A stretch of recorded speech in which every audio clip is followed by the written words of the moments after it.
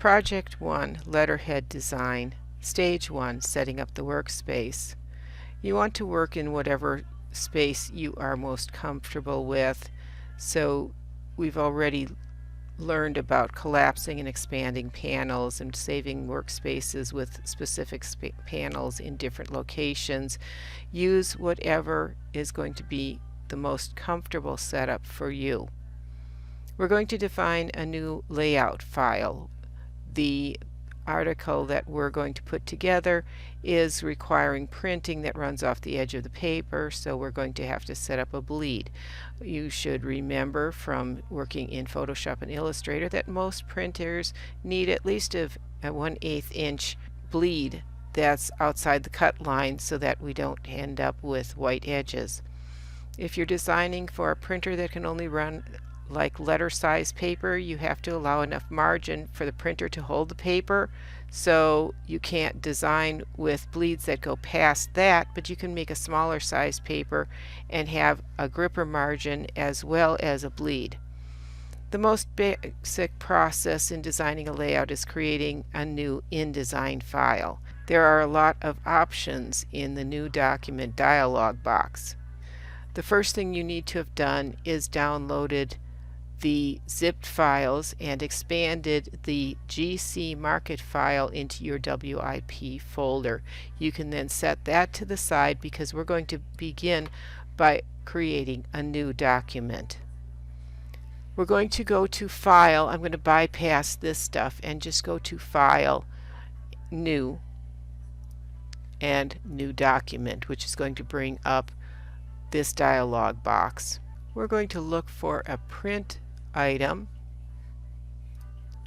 so select print, and we can use the letter preset, which is going to set us to the correct size of 8.5 by 11, but we're going to see this presented to us in picas, which is 51 picas by 66 picas.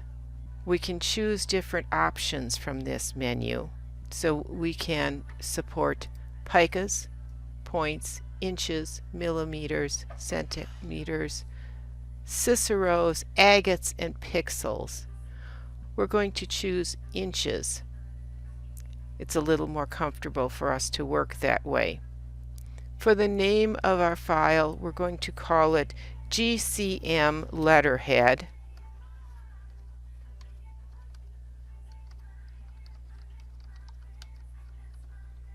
And make sure that you're dealing with the portrait orientation.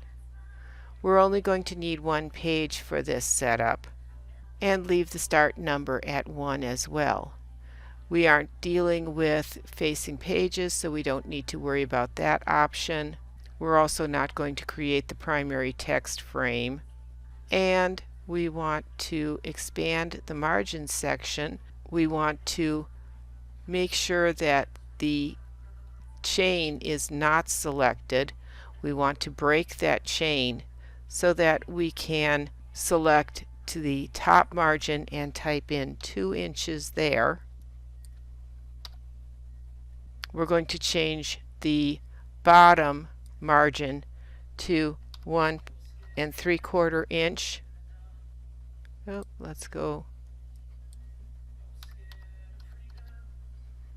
I had my cursor on the arrow and so it was not letting me type in.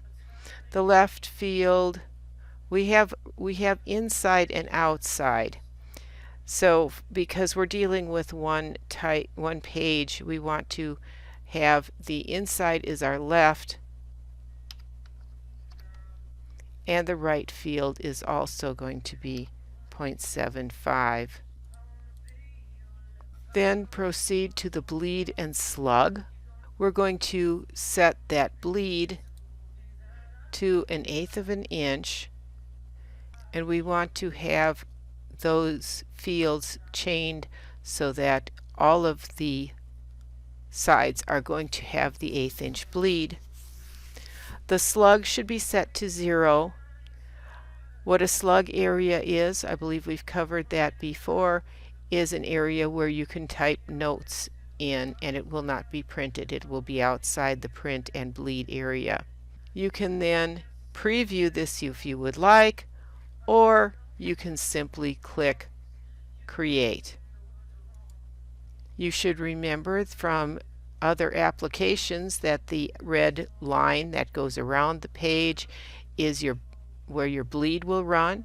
Our margins are indicated inside here by the sort of pink and purple line that goes around it. Pink guides define the margins. The paper edge is marked with a black line, and the area around it is called the pasteboard. At this point, you're going to save this file, and you're going to make sure that it is going into your WIP folder.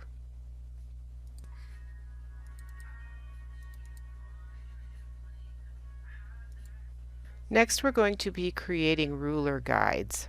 We've already created ruler guides before in Illustrator and in Photoshop. It works the same way. The live area is the safe area. Elements that are printed too close to the edge run the risk of being accidentally trimmed off, so the printer has recommended a 1/4 inch live area margin. Make sure that your rulers are showing if you don't already have those up for yourself, and then just go ahead and click and drag and pull in your guides. And remember that you can, in the Properties panel, set your guides for exactly the position that they need to be in.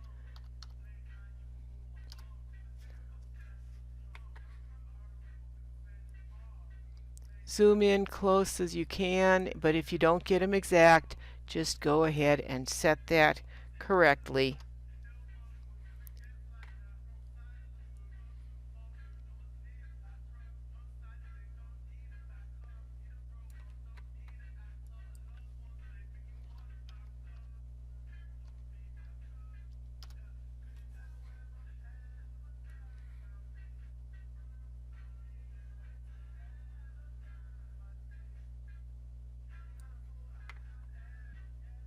Click off to deselect the last guide, and you can, even though it's not in the book, if you want to lock those guides, you can go in and you can lock the guides. Just remember, if you need to set more guides, you're going to want to unlock them.